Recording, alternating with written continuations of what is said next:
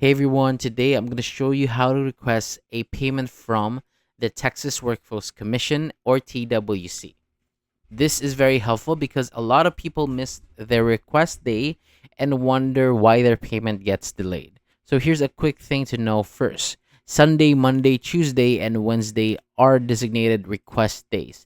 If TWC tells you to request on one of those days, make sure that you do. Because if you miss it, open filling days are Thursday, Friday, and Saturday, but those days are usually busier. Now, on this screen, you'll log into Unemployment Benefits Services by entering your user ID, password, completing the security check, and clicking log on.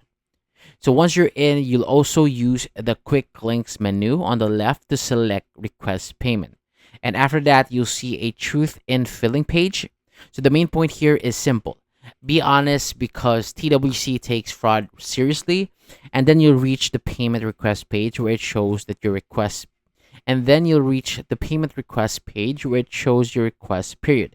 If you submit after 6 p.m. Central Time, it can take about 2 business days to process. Your request is only complete when you get a confirmation message. So don't log off until you see it. And I'll also check your email right after. You'll also answer a few questions about work and income. And remember, you must report all earnings, even part-time.